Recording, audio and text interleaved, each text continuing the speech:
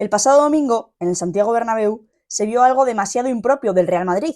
Se echó atrás, se encerró y esterilizó todas sus posibilidades de sentenciar el partido.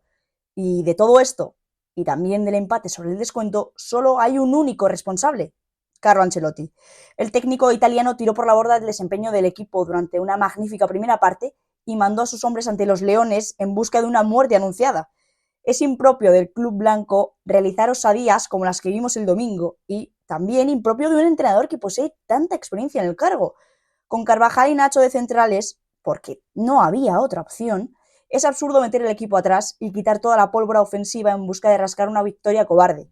Creo que Ancelotti, el pasado domingo, cometió la peor de las tropelías en el peor de los escenarios: dejarse encerrar en el Bernabéu contra el rival de la capital.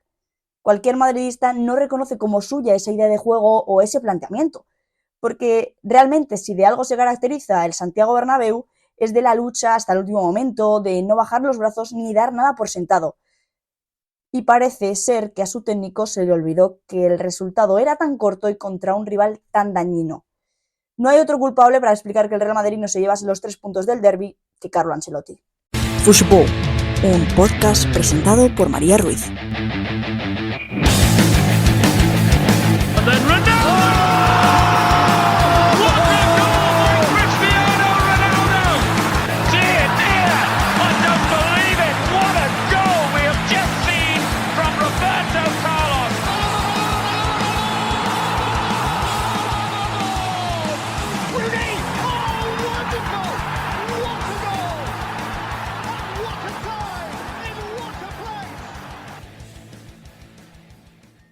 Bueno, y tras una larga semana de espera, volvemos al programa, porque ya sabéis que el viernes no hubo programa para todos aquellos que se lo perdieran y que no estuvieran atentos a que el viernes no tuvimos podcast. Fue por unos problemas técnicos, esperemos que no vuelva a suceder, pero bueno, para estar atentos de todo esto, de todas las novedades y de absolutamente todo, podéis seguirme en el canal, bueno, la cuenta, ¿no?, de Instagram de Fusheball, que es donde más activa estoy. También hay una cuenta en Twitter y en TikTok, por si acaso también queréis darle, se llaman todas absolutamente igual. Y ahí en Instagram estoy a tope siempre, subiendo un montón de publicaciones de todos los partidos que acontecen en este fin de semana y en todas las jornadas de estas 5 grandes ligas, que ahora mismo vamos a entrar a analizar, porque, bueno, ha pasado absolutamente de todo en este fin de semana en toda Europa, pero empezamos hablando siempre de la competición nacional, hablamos de la Liga, porque habría la jornada 23 este fin de semana, el viernes a las 9 de la noche, en el estadio de San Mamés, el Athletic Club de Bilbao, que vencía por 4-0 al Mallorca. Dos equipos que esta temporada están en semifinales de la Copa del Rey, y en este caso victoria apabullante del equipo vasco, que hizo un partido completamente redondo y completo y aprieta ya un poquito en los puestos de Champions. Ya analizaremos más tarde ese empate del Atlético de Madrid, que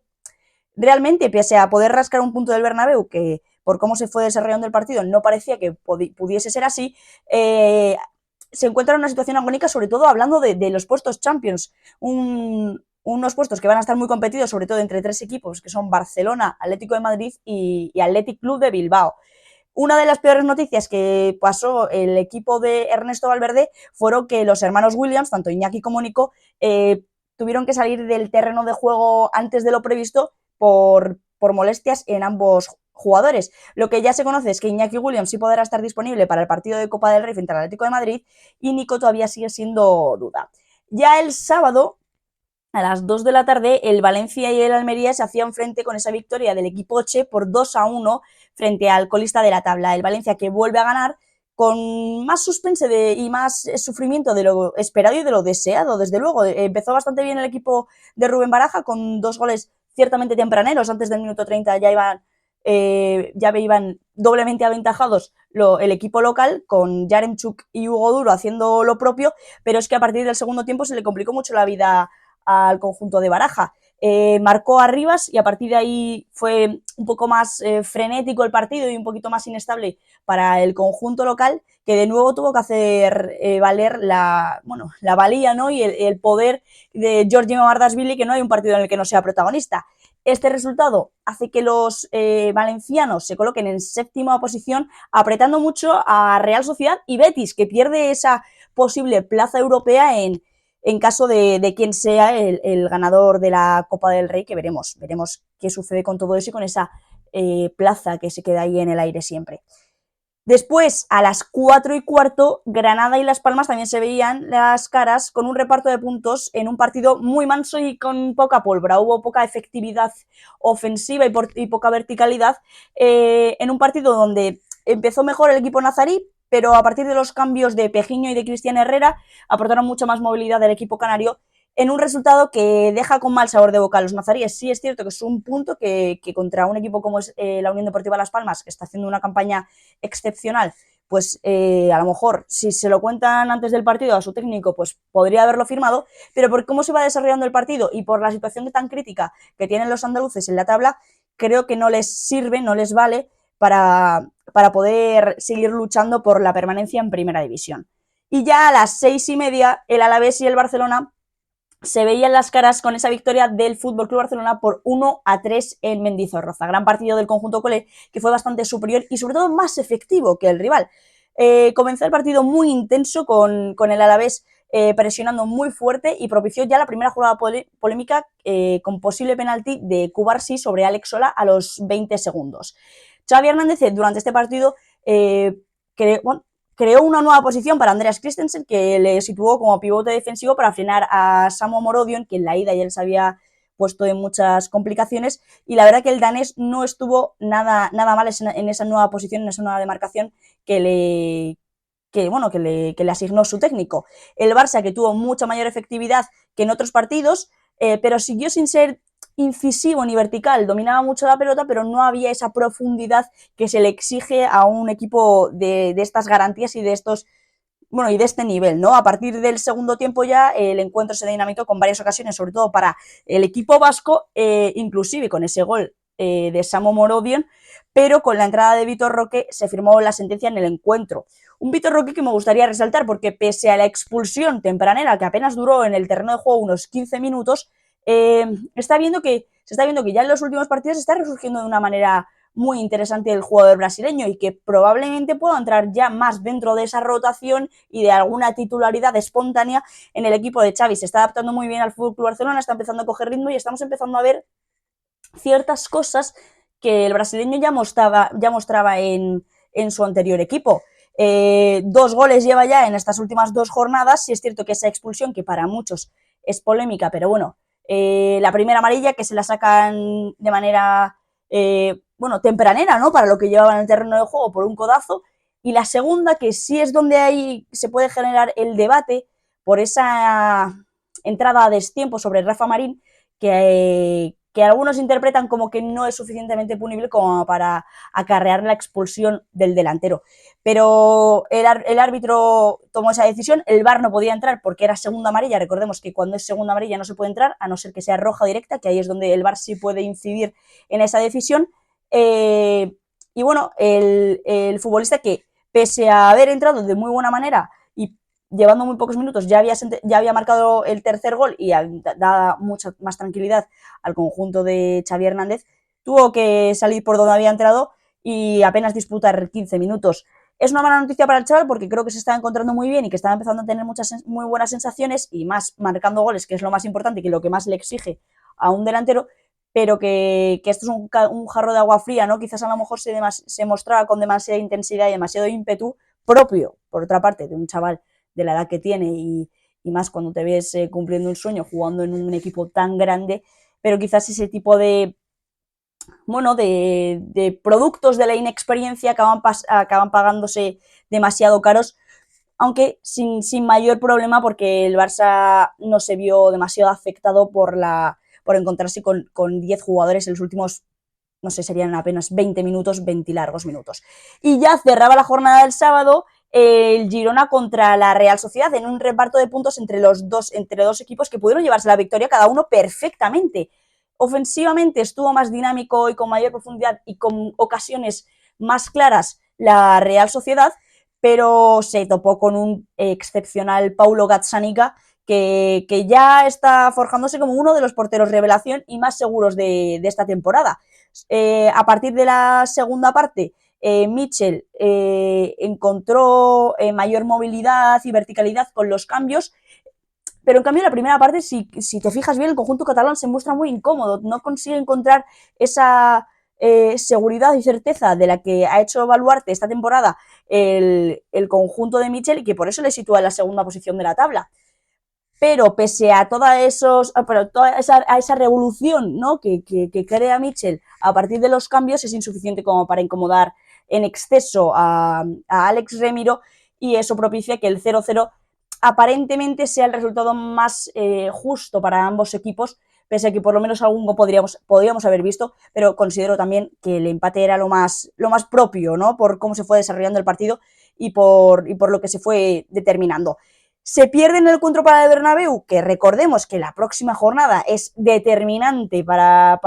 la sucesión del título liguero y de ese desencuentro de puntos, donde se va a perder, ya te digo, el partido Mitchell, que fue sancionado y expulsado y no podrá estar en el banquillo para el partido en el Bernabéu, ni tampoco Yángel Herrera y Blin, que vieron cada uno la quinta amarilla correspondiente y no podrán estar en la capital madrileña. Bajas muy sensibles, muy sensibles para el conjunto catalán, que veremos cómo puede solventar esta situación, sobre todo por las carencias defensivas que se han visto cuando no está ni Blin ni Eric García en la zaga. Veremos qué se le ocurre al staff de Mitchell y al propio entrenador para solventar pues este gran problema ante el líder de la liga y uno de los equipos más importantes y en forma de Europa. Ya en la jornada del domingo se abría con ese empate a 0 entre Villarreal y Cádiz. Reparto de puntos que contenta más sobre todo al Cádiz que al Villarreal, que dominó sobre todo la segunda mitad, pero no se pudo ver superior al conjunto andaluz, que estuvo bastante organizado. El Cádiz, que es un punto que rasca, que es bastante importante para ellos, pero que tampoco le es suficiente como para salir de esa situación tan agónica que se encuentra el conjunto andaluz, sobreviviendo por la permanencia. Ya a las 4:15 teníamos ese encuentro entre Osasuna y Celta de Vigo, que se dio para el equipo gallego por 0-3, 3 puntos de oro que dan muchísimo aire al conjunto gallego y ahoga un poco a los Osasuna, que se encuentra esta temporada muy perdido e irregular. Yago Barrasate ya lo reconocía también después en rueda de prensa, se reconocía a sí mismo también como el máximo responsable de esta situación del equipo, pero es que es un Osasuna muy reconocible en comparación a la temporada pasada. Un Osasuna que llegó a estar en puestos clasificatorios para poder acceder a Conference League, finalista de la Copa del Rey, que perdió después contra el Real Madrid, pero es que es la cara de la moneda. El Osasuna, que ahora mismo no se encuentra en muchas dificultades en cuanto a la permanencia, pero que sí, pues traspasa una situación de mucha inestabilidad, ¿no? No encuentra esa mejor versión de jugadores que el año pasado sí la tuvo. Veremos qué puede hacer el técnico navarro para solventar esta situación, pero es que en el otro lado de la moneda tenemos a los de Benítez, que hicieron un grandísimo partido, azotaron en apenas 2 minutos con 2 tantos a los navarros y a partir de ahí plantearon una segunda parte muy seria y determinante, anulando prácticamente todas las opciones del equipo rojillo de poder rascar algún punto en casa. Esto también tiene mucho que ver con yo creo, la asentación, ¿no?, de las ideas de Benítez. Durante los primeros meses de temporada se vio que el equipo gallego no encontraba su mejor versión y de ahí que se vieran tan abajo en la tabla, ¿no? Había jugadores que siempre habían sido muy determinantes y que siempre habían encontrado un buen nivel de forma en el Celta de Vigo, pero que con la incorporación de Benítez al banquillo no estaban encontrando su mejor estado. Incluso uno de los que ahora está siendo muy determinante, que es Renato Tapia, no contaba prácticamente para el técnico madrileño. A partir de que se han empezado a sentar todas esas ideas y que han cogido confianza entre las ideas del técnico y los futbolistas, se está viendo una versión del Celta muy diferente, donde es claramente mejor y está sabiendo superar todas esas adversidades de las que pecaba a principio de temporada. De ahí se hace ver pues el gran estado de forma de Renato Tapia, de Luca de la Torre, que pues ya se vio en los enfrentamientos de Copa del Rey, como por ejemplo contra el Valencia, que era uno de los jugadores más determinantes que podía tener el conjunto gallego, y sobre todo el que creo que ahora mismo es el mayor de las figuras por decreto y con respeto sobre todo a Iago Aspas, es Jørgen Strand Larsen. Está haciendo una temporada sensacional, siendo el máximo goleador de su equipo, y es que en esos 2 goles, en esos 2 batacazos que hace el Celta, que realiza el Celta contra el Osasuna, él marca un gol y luego asiste en el otro. Entonces, veremos qué pasa con el futuro de Stray Larsen en este verano, porque quizás no le quedan muchas horas en Galicia por el gran estado de forma que tiene el delantero. Pero después de todo este agitamiento que tenía la jornada allí en Navarra, nos vamos directamente hasta Sevilla, porque el Real Betis Balompié empató a 1 contra el Getafe, un reparto de puntos en un duelo bastante competido y sobre todo en la lucha por los puestos europeos. Ya sabemos que el Getafe este año está en muy buen estado de forma y está peleando por poder entrar y rascar un puesto en Conference League o en Europa League, y el Betis, por su parte, que el otro día pues se hace bastante evidencia de la falta de referencia ofensiva y de esa pólvora que tiene mojada de cara a puerta. No consiguen encontrar la pieza que necesita el conjunto de Pellegrini para poder estar más afinados de cara a puerta, y a esto se le va a... O sea, esta situación se empeora cuando comentamos que al final del partido, en el minuto 83, Isco Alarcón se marchó lesionado y se espera que el jugador andaluz esté de baja los próximos 2 meses. Una baja muy, muy sensible para el equipo de Pellegrini, que su máximo baluarte pasaba por las botas del malagueño. Y ahora, sin él, veremos cómo se puede acoplar el equipo, que sobre todo yo creo que recaerá sobre Nabil Fekir, y veremos cómo esta nueva situación a la que se enfrenta Pellegrini hace ver el futuro del Betis, ¿no? Que depende demasiado del exfutbolista del Real Madrid y que no sabemos cómo podrá encajar esta baja durante, lo que digo, los próximos 2 meses. Es lo que se espera de baja para el malagueño. Por la parte de los azulenes, el equipo de Bordalás, que dependía absolutamente todo el juego de Mason Greenwood, el jugador inglés que está haciendo también una campaña sensacional, y veremos qué nos depara el futuro de este jugador, que ya sabemos que está en calidad de cedido procedente del Manchester United, y que absolutamente todo el juego pasó por Mason Greenwood. Él provoca el penalti que después transforma por la baja de Mayoral, que sabemos que no estuvo, que no empezó el partido como titular, salió a partir de la segunda mitad, pero tampoco fue suficiente el incluir la novedad de Mayoral en el campo, porque tampoco fue excesivamente determinante. Y esto es lo que nos deja este reparto de puntos, que enfrentó a 2 equipos muy parejos y que ambos pudieron haber rascado algo más, pero es que a las 9 de la noche nos esperaba el mejor partido de la jornada, que enfrentaba a Real Madrid y Atlético de Madrid. Un reparto de puntos en un partido que fue mucho más favorable para el equipo local, pero que por ese descuido y por esa... no sé cómo calificarlo, ¿no? Por esa mala estrategia, vamos a decirlo, ¿no? De Carlo Ancelotti, acabó pagando unos platos que salen muy, muy caros. El Real Madrid, si hubiese conseguido esa victoria, se posicionaba a 4 puntos por encima del Girona, a expensas de lo que pueda pasar la jornada que viene, e irse a 7 y tener una liga mucho más tranquila para las próximas jornadas. De esta manera, solo está 2 puntos por encima del conjunto de Michel, a expensas de lo que pueda suceder la jornada que viene en el Santiago Bernabéu. Lo que digo, el Madrid, que fue muy superior al Atlético de Madrid y supo ponerle el peor de los apuros. Al final el Atlético de Madrid tenía una situación muy favorable para poder hacer daño al Madrid, con esa baja de Tchouaméni y de Rudiger, que yo creo que eran las más agónicas para el conjunto blanco, porque ya se vio que en los anteriores duelos, tanto de Liga como Copa e incluso Supercopa de España, el Atlético de Madrid por arriba, con esos centros laterales, hacía muchísimo daño al conjunto de Ancelotti, pero es que no se vieron esas situaciones de superioridad del Atlético de Madrid en tantas ocasiones como podrían haber sido, sobre todo para la pareja de centrales que se presentaba en el Santiago Bernabéu. Entonces, fue bastante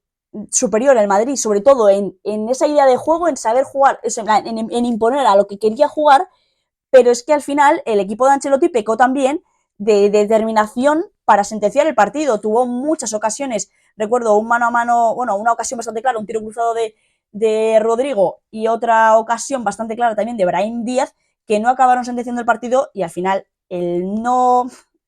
matar a tu rival acaba pagándose de esta manera. Nos vamos a parar un poquito porque este derbi tiene mucho que analizar. Un derbi que, por otra parte, tiene mucho menos ritmo de lo que habíamos visto ya en Supercopa o en Copa del Rey. Un derbi mucho más tranquilo, donde ambos querían pues un partido más estable, sabiendo el ritmo al que se enfrentan, y sobre todo el Atlético de Madrid también con la vista puesta en el próximo duelo que tiene en semifinales contra el Athletic Club de Bilbao.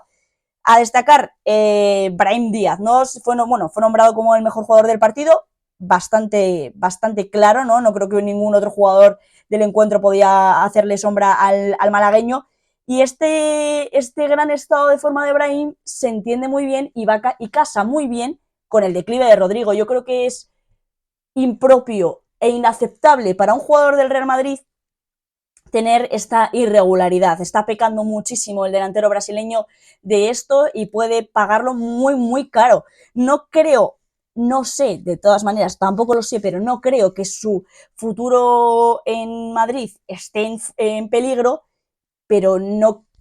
pienso que no debería seguir arriesgando tanto porque él está más relajado, considero que está más relajado porque la competencia ofensiva en el Real Madrid este año es menor. El año pasado pues se encontraba mucho en la rotación con Asensio, estaba también Benzema y este año sabe que es titular por decreto junto con Vinicius, son los dos titulares y que da igual que José Lu marque el otro día un doblete contra el Getafe o que Brahim cada vez que salga de titular marque gol, porque sabe que él va a jugar sí o sí. Entonces, esa, vamos a decir, poca presión que le exige Ancelotti está pagándolo muy caro el Real Madrid, porque vemos a un Rodrigo que durante los primeros meses de temporada estuvo completamente desaparecido, muy poco fino de cara a puerta. Durante la baja de Vinicius, que sí fue más agónica para el Real Madrid, ahí de repente que parece que cogió la batuta y dijo, oye, yo estoy aquí, voy a sacar esto adelante. Fue prácticamente sobre todo durante el mes de diciembre donde se puso el mono de trabajo y dijo, oye, yo estoy aquí, me echo el equipo a la espalda, pero a partir de la vuelta de Vinicius, en el mes de enero, Rodrigo ha vuelto a desaparecer. O sea, ha vuelto a desaparecer. Apenas es reconocible el estado de forma del brasileño, que está pero muy mal. Y considero que Ancelotti debería pensar un poco mejor si seguir incluyéndolo en el 11 titular de manera seria. Es decir, el próximo partido contra el Girona, uno de los partidos más importantes de esta temporada, yo, si fuera Ancelotti, no pondría a Rodrigo titular, pondría Vinicius, que es bastante probable que pueda estar, porque lo que sufrió el otro día, que le impidió estar de titular e incluso disputar algún minuto, fue simplemente un dolor en la espalda, que es fácilmente solventable, y yo, como pareja de delanteros, pondría a Vinicius y a Brahim, una pareja que creo que apenas se ha visto esta temporada, pero que podría casar muy bien, porque son dos jugadores muy, muy verticales. Y es cierto que rompes a lo mejor con esa referencia ofensiva de la que puede hacer más hablar de Rodrigo o incluso José Lu, pero que podrían ser muy, muy verticales y muy peligrosos para la zaga del conjunto catalán. A todo eso también es lógico que el Atlético de Madrid podía hacer mucho daño con lo que digo, con las bajas de Rudiger y Tchouaméni. Son dos aviones y son dos portentos defensivos y son muy corpulentos, y ahí el Madrid con ellos dos en el campo siempre gana, pero por la baja de ambos dos, el Atlético de Madrid tenía muchas opciones de poder hacer daño de esa manera. Es decir, se lo habían puesto muy fácil, porque ya en los partidos previos de Copa y de Supercopa, sobre todo, ya vamos a dejar un poquito más atrás la ida en el Metropolitano, se vio que sin Tchouaméni, sobre todo, porque el Real Madrid pecó de que en la Copa del Rey no sacara a Tchouaméni, el Atlético de Madrid podía hacer mucho daño, y que por arriba, como he comentado precisamente antes, con esos centros laterales tan peligrosos, y con Álvaro Morata sobre todo como uno de sus mayores baluartes, y además siendo uno de los mejores rematadores de cabeza de las 5 grandes ligas, en mi opinión, podían hacer mucho daño. Con una pareja de centrales tan bajita como Carvajal y Nacho, el Atlético de Madrid se podía haber hinchado, y no lo hizo porque creo que el Madrid supo contener muy bien estas bajas. Yo creo que el equipo fue mucho más solidario, sabiendo las dificultades que tenía, sobre todo en altura, defensivamente, y ahí fue bastante más generoso, más solidario, y se vio que el Atlético de Madrid no supo poner en apuros reales al conjunto blanco. También esa baja de última hora de Vinicius Junior yo creo que fue un poco,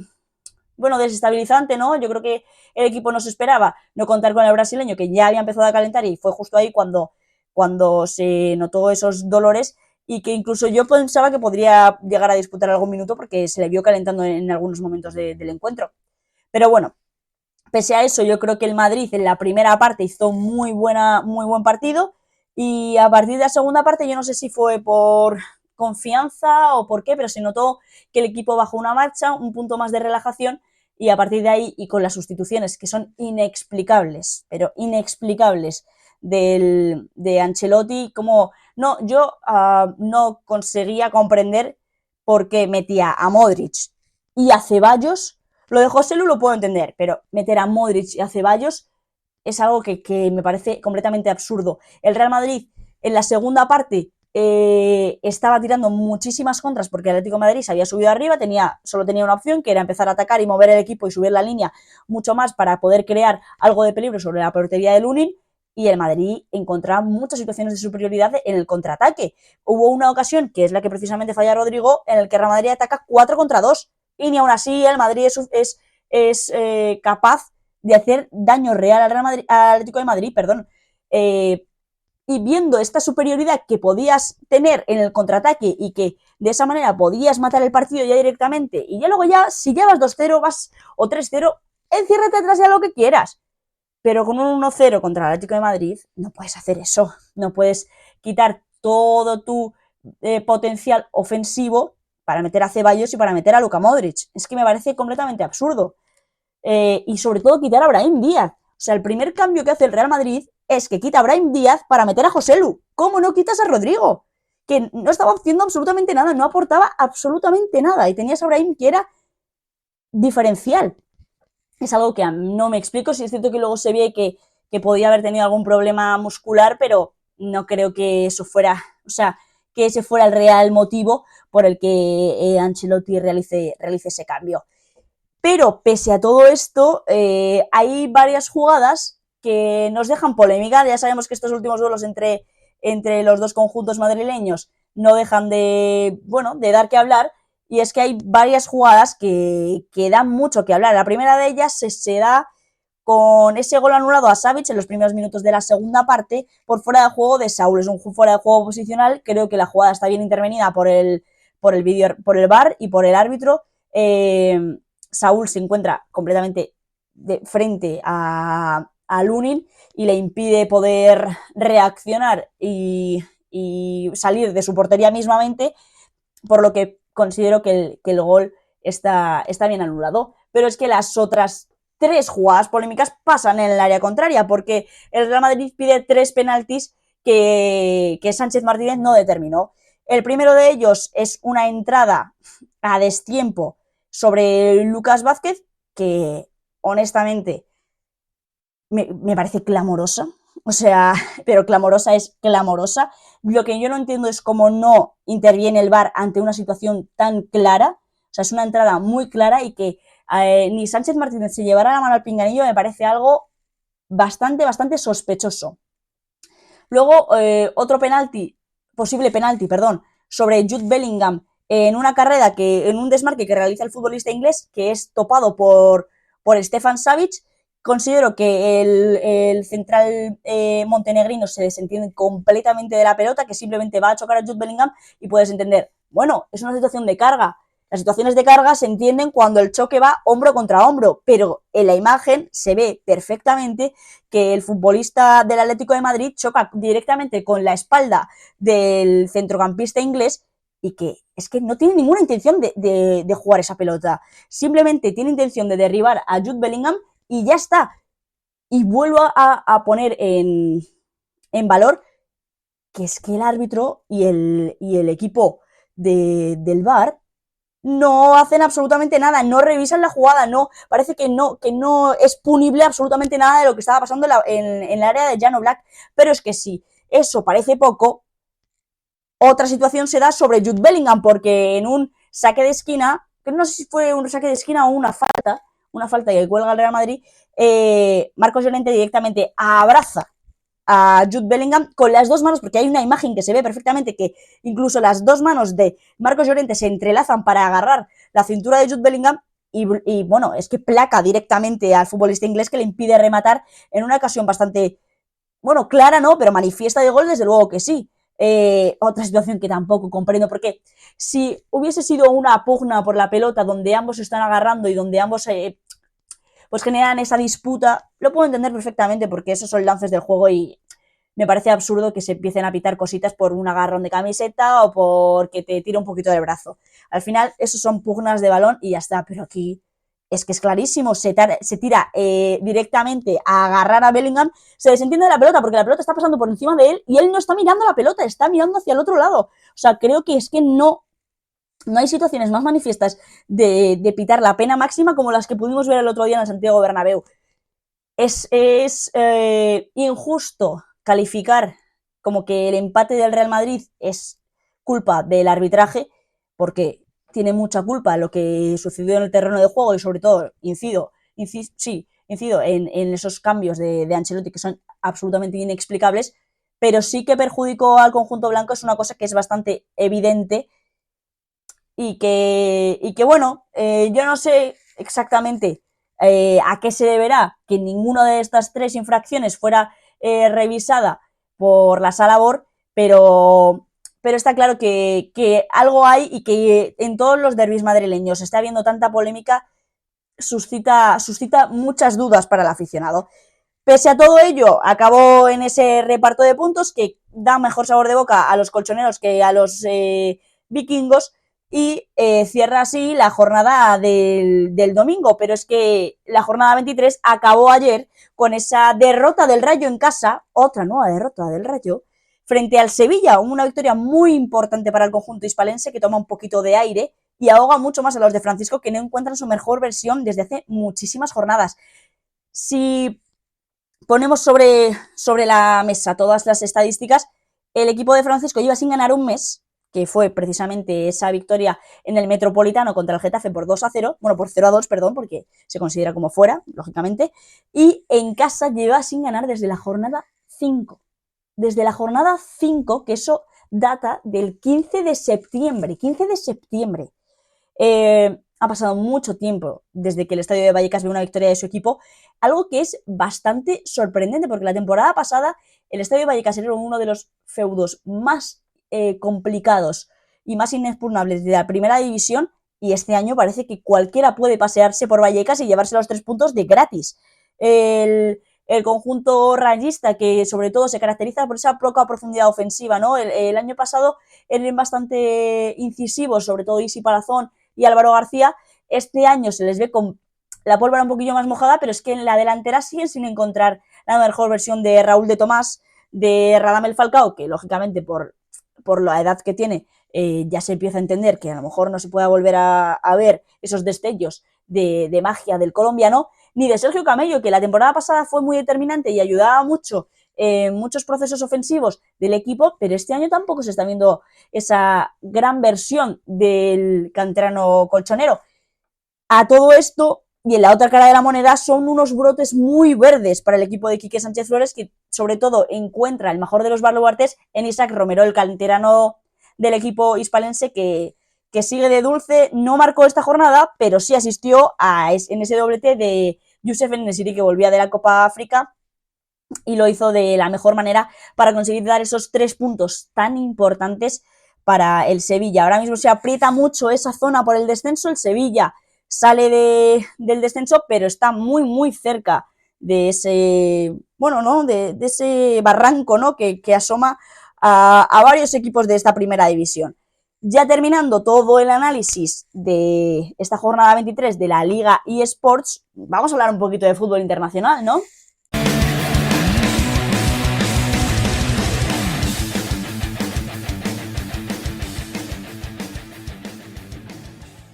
Bueno, y en clave de fútbol internacional han pasado muchas cosas, porque en Inglaterra ha habido una jornada frenética de Premier League. El primer partido que abría esta jornada era el Everton 2, Tottenham 2, los de Postecoglou, que pierden 2 puntos muy valiosos en la lucha por la Champions en los últimos segundos del encuentro, con ese gol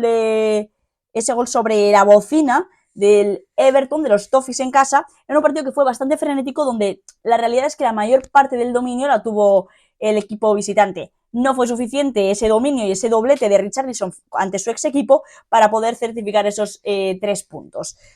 El siguiente partido lo protagonizaba el Brighton, que ganaba por 4-1 al Crystal Palace. El equipo de Cherby, que gana y asoma ya la cabeza a los puestos europeos en busca de poder rascar algo. Por la otra cara de la moneda, el Crystal Palace, que se encuentra en una racha bastante irregular. Ya perdió hace 2 jornadas, 5-0 contra el Arsenal, ahora pierde 4-1 contra el Brighton y está sumergido en una racha bastante irregular que no le viene nada bien a los londinenses. Más tarde enfrentaban Burnley contra Fulham, ese empate a 2, con el gran debut goleador de Datro Fofana, que encuentra su mejor partido desde que fichó por el Arsenal y rescata un punto que es vital para los de Vincent Kompany, ahí ahogados un poquito en esa lucha por no descender. Pero es que a la misma hora se jugaba el que fue el partido más loco de la jornada de la Premier League y probablemente más loco de las jornadas en el mundo entero, porque el Newcastle empataba a 4 contra el Luton Town, partidazo con 8 goles en el marcador y un ritmo frenético. Realmente si pestañeabas en ese partido te perdías algo seguro. Para el Luton, destacar que Adebayo sigue de dulce, está siendo una de las revoluciones del Luton Town y de esta Premier League, y para el Newcastle sí que podemos destacar esa defensa, ¿no? Que está mucho más endeble de lo que solía estar el equipo de Eddie Howe, sobre todo la temporada pasada. Se ve como claramente esas bajas que está sufriendo el equipo de las Urracas hace muchos estragos en los resultados de esta temporada, y de ahí ese empate ante el Luton Town, que está siendo una de las revoluciones de esta temporada, siendo uno de los equipos más goleadores de la Premier League, también goleado por su parte, pero bueno, una de cal y otra de arena, así que seguro que si ves algún partido del Luton Town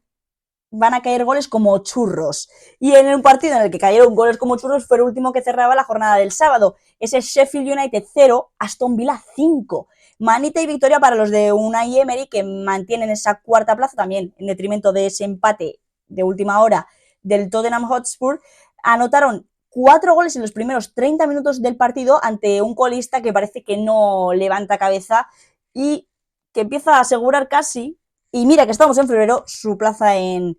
Championship. Ya en el domingo el Bournemouth y el Nottingham Forest se repartían los puntos en ese empate a 1, en un encuentro donde los de Iraola no terminan de carburar y están siempre asomados al precipicio. Era un partido vital ante un rival directo por la permanencia, y el punto, la realidad es que sabe bastante a poco en un duelo donde fue muy igualado, ocasiones para ambos equipos de manera prácticamente igual, y donde ninguno se hizo valer superior al rival.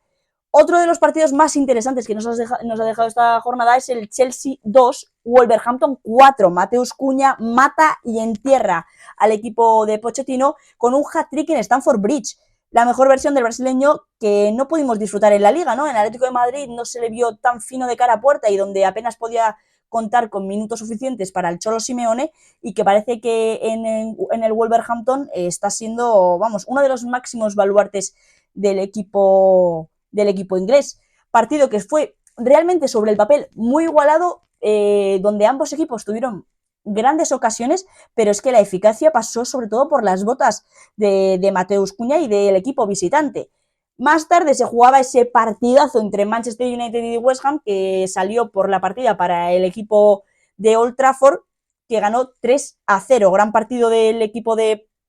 Erik ten Hag, que fue bastante superior y muy incisivo, y mucho más incisivo que el West Ham, ¿no? El equipo londinense que gozó de muchas oportunidades, pero que aún así no estuvo fino, ¿no? De cara a puerta. Siguen de dulce Højlund y Garnacho. El delantero danés, sobre todo, ha conseguido encontrar esa estabilidad ofensiva, donde, estabilidad y regularidad, ¿no? En las primeras jornadas ya sabemos que estuvo sin marcar hasta hace bien poco. En enero se estrenó como goleador de la Premier League, pero es que a partir de ahí el delantero danés no ha perdido su puesto en el 11 titular y no ha perdido esa pólvora que hacía evaluar todos esos millones que pagó el equipo inglés por el ex delantero del Atalanta. Y ya finalmente, para cerrar la jornada del domingo, el mejor partido que nos proporcionaba esta jornada 23 de la Premier League lo disputaban en el Emirates Stadium, el Arsenal 3, Liverpool 1. Victoria muy importante de Arteta, que dinamita la Premier League y aprieta al equipo de Jürgen Klopp, que parece que no tiene lo necesario para llevarse esta Premier League. Es un equipo que depende bastante de Mohamed Salah, que ahora mismo no está por esa lesión que sufrió durante el transcurso de la Copa África, pero que depende demasiado del egipcio, y que pese a ello tiene piezas que creo que no son suficientes como para ganar una competición tan difícil como la Liga Inglesa. Szoboszlai ha caído de pie, Endo también ha caído más o menos de pie, pero es que aún así parece que no es suficiente tener estas dos nuevas incorporaciones como para ganar una Premier League. Además de todo eso, la actuación del pasado domingo de Alisson y de Virgil van Dijk, que salieron en la foto de los dos últimos goles del equipo ganer, habla bastante mal, sobre todo en el nivel de forma del central holandés, que ha perdido muchísimo valor y muchísima, ¿cómo decirlo?, ¿no? Muchísima determinación en comparación a antes de su lesión, que era uno de los mejores jugadores del mundo. Y ya para finalizar esta jornada 23, el Brentford perdía en casa contra el Manchester City por 1-3. El equipo local que comenzó adelantándose con ese gol de Neil Maupay, pero que no pudo parar al equipo de Guardiola con una remontada con hat-trick incluido de Phil Foden, que no deja de marcar. Últimamente está de dulce, ¿no? Lo siguiente, el jugador del Manchester City, que lleva 11 goles y 9 asistencias esta temporada, datos y números muy, muy favorables para el futbolista inglés, en un encuentro donde Guardiola sacó el 11 más ofensivo que hemos visto del técnico catalán y casi paga los platos con ese gol tan tempranero que marca el equipo local. Aún así, y sobre todo en el segundo tiempo, los Citizens hicieron alarde de su poderío y sentenciaron de manera bastante sencilla el encuentro. Así finalizaba la jornada 23 de la Premier League, pero es que han pasado muchas más cosas en el resto de Europa, porque en Alemania hay varios partidos que han dejado muchas sorpresas y sobre todo que dejan esa liga, pero ya solo para dos equipos, que siguen siendo el Bayern de Múnich y el Bayer Leverkusen, porque el Borussia Dortmund se ha desapuntado de la carrera por ganar la Bundesliga con ese empate a 0 fuera de casa contra el Heidenheim. Un empate sin goles que deja al Dortmund pues completamente estéril en sus posibilidades para poder ganar el título, a 15 puntos del líder ahora mismo, en un encuentro donde se vieron bastantes carencias ofensivas, con las bajas sobre todo de Jadon Sancho y de Julian Brandt, que no podían contar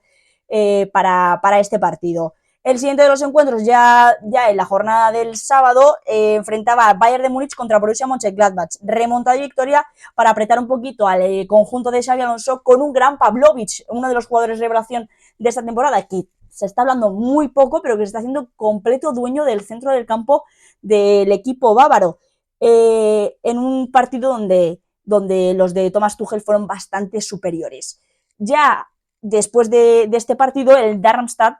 perdía 0-2 contra el líder de la Bundesliga, el Bayer Leverkusen, con un Nathan Tella que mantiene a su equipo líder ante todas las bajas ofensivas que sufre el equipo de Xabi Alonso. Una de las grandes noticias de este partido es el debut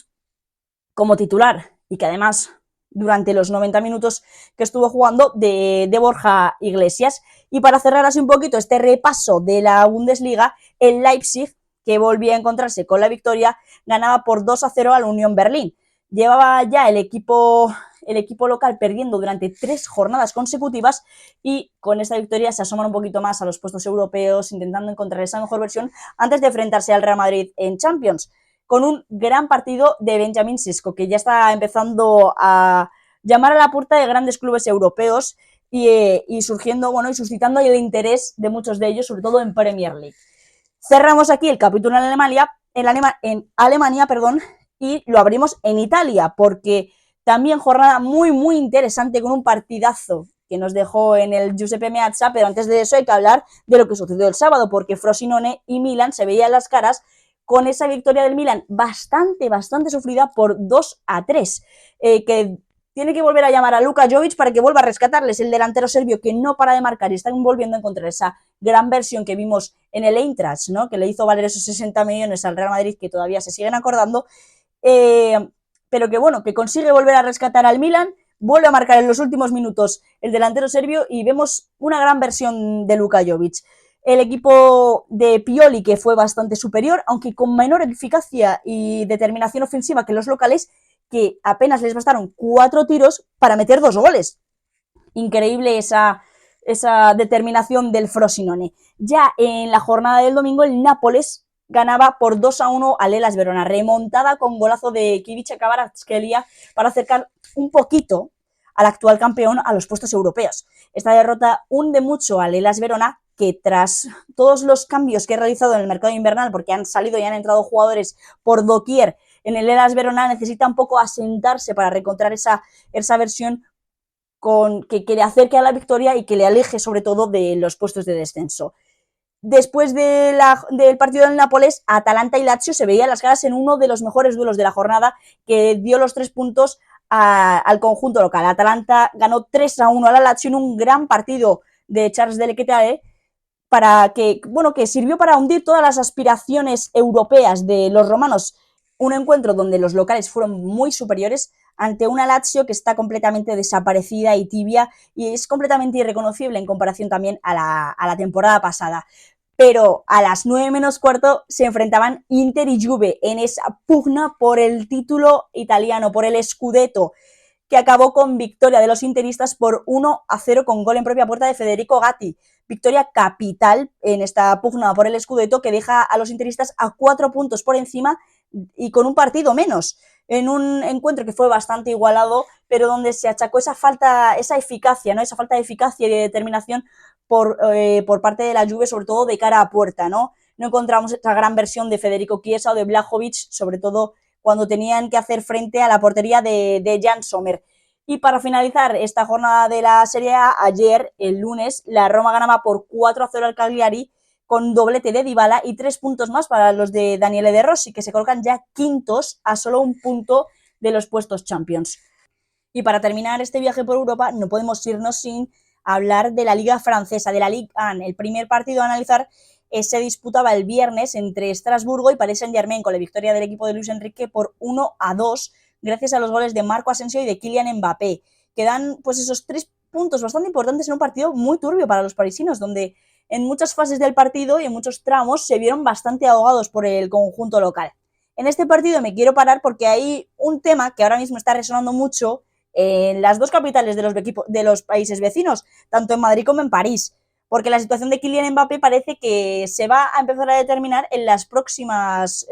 semanas. Según han anunciado ya bastantes periodistas, y entre ellos uno de los más fiables, que es Fabrizio Romano, parece que la situación entre esos 3 picos del triángulo, de ese triángulo amoroso que ya llevamos hablando muchos veranos y muchos años, que son Real Madrid, Paris Saint-Germain y Kylian Mbappé, parece que este verano puede determinarse de otra manera. Ya sabemos que con Mbappé y con el Paris Saint-Germain nunca te puedes fiar, son dos piezas de las que no te puedes fiar nunca, pero aparentemente este es el verano donde parece ser que es más posible la llegada del futbolista francés a la capital madrileña. Ya lo parecía también en 2022 y no fue de la misma manera, pero aparentemente es como se va a dinamitar. Sabemos que, lo que nos han informado es que en las próximas semanas el delantero tomará una decisión. Por ahora el Paris Saint-Germain no sabe cuál es la decisión propia del delantero, pero en las próximas semanas tendremos una noticia de cómo es así. Considero, bajo mi opinión y mi criterio propio, que es una decisión que no saldrá a la luz o que intentarán que no salga a la luz, ¿no? Que no se filtre. Me parecería muy raro, sobre todo por los gestos que ha tenido Kylian Mbappé con la afición del Paris Saint-Germain, que él quiera jugar los próximos 3 meses de temporada sabiendo que se va a ir a otro club y comunicarlo de esta manera tan abierta a falta de 3 meses de campaña, como recalco. Sería bastante raro por parte de él y sobre todo porque sabemos que tiene mucho cariño a la afición del Paris Saint-Germain, que nunca ha querido menospreciarla ni hacerle daño con sus posibles rumores de salida que ha habido prácticamente durante los últimos 6 años, pero pese a ello me parece raro que tome esta decisión ahora, ¿no? Siempre se ha anunciado que durante esta temporada sobre todo, que la decisión sería tomada antes de los octavos de final de Champions, porque no se sobreentiende que no quiere tomar ninguna decisión en pro de lo que suceda y de cómo se determinen estos enfrentamientos, pero bueno, veremos finalmente qué es lo que decide el futbolista francés, que desde luego que si recae en las filas del Real Madrid estaría completando una plantilla de ensueño para los madridistas, acompañado de Vinicius Junior, Rodrigo Goes, Jude Bellingham, Eduardo Camavinga, Federico Valverde, Aurélien Tchouaméni. Una absoluta locura la que tendría el Real Madrid en sus filas. Veremos cómo se va dando todo esto, pero para finalizar ya un poquito esta jornada de Ligue 1, se da uno de los resultados más sorprendentes, a mi juicio, de esta jornada de fin de semana en las ligas europeas, porque el Olympique de Lyon, que ya sabemos que esta temporada lo está pasando mal, pero que muy mal, consigue ganar en el derbi por 1-0 al Olympique de Marsella. Es una victoria capital para el equipo lyonés, que respira ya fuera del descenso, no con mucha diferencia, pero que esta victoria sí que le da mucho aire y hunde un poquito al Marsella a la octava plaza muy lejos de los puestos europeos. Veremos si los marselleses son capaces de remontar esta situación y consiguen a final de temporada entrar en Europa, pero cada vez se está haciendo más agónica esta temporada para el equipo marsellés. Con esto terminamos el repaso del fútbol internacional y bueno, antes de todo quería contaros un poquito lo que va a pasar en estos próximos días de cara a lo que vendremos a analizar también el viernes, porque hay copas en todas partes de Europa y hay que analizarlas un poquito. Hoy, a las 9 menos cuarto, tenemos los cuartos de la DF Pokal, que es la copa de allí en Alemania, que enfrentará a Bayer Leverkusen y Stuttgart, dos de los equipos revelaciones de Europa y que mejor en forma están allí en Alemania, que van a verse las caras en cuartos de final. Y a las 9 de la noche es la primera semifinal de la Copa del Rey, esa ida de semis que enfrenta a Mallorca y Real Sociedad. El Mallorca, que por su parte cuenta con las bajas de Pablo Maffeo y de Raillo para este encuentro, y que y por la parte de Imanol no podrán contar con Álvaro Odriozola, Geraldo Becker ni Kieran Tierney. Ya en la tarde-noche de mañana, a las 6:30, tenemos octavos de la Copa de Francia, el primero de ellos a las 6:30 entre Olympique de Lyon y Lille, y a las 9:10 el Paris Saint-Germain se enfrentará a Stade Brestois, uno de los equipos también más en forma de Europa, que está tercero en la Liga Francesa y que puede ser una sorpresa para el fútbol en general y sobre todo para el Paris Saint-Germain, que ya empató a 2 hace una semana o así, creo que fue contra este equipo. También a las 9 tenemos ese partido de desempate de la FA Cup entre Aston Villa y Chelsea. Recordemos que en la ida el Chelsea y el Aston Villa se enfrentaron en Stamford Bridge y quedaron 0-0. En este caso lo harán en la casa del equipo de Unai Emery y en este caso ya no puede haber empate. Si empatan irían a los penaltis y se determinará así quién es el que accede a esos octavos de final de la FA Cup. Y a las 9:30 mañana en el estadio Civitas Metropolitano acogerán esa ida de las semifinales de la Copa del Rey que enfrenta a Atlético de Madrid y Athletic Club de Bilbao. Para los del Cholo Simeone siguen sin poder contar con José María Jiménez y César Azpilicueta, y para Ernesto Valverde, como ya hemos comentado antes, es duda Nico Williams. Lo que sí parece más evidente, porque ya ha entrenado hoy con el grupo, es que Iñaki Williams, Leque y Alex Berenguer podrán estar de la partida si lo crea así necesario el técnico vasco. Esto es todo por hoy, espero que os haya gustado muchísimo este repaso que hemos hecho tan largo, ¿no? Y tan profundizado de esta jornada de fin de semana en todas las ligas europeas, y espero poder veros el próximo viernes con todo el análisis de lo que nos depare estas jornadas de Copa. Esto es todo por hoy, yo me despido, nos vemos el próximo viernes, hasta luego.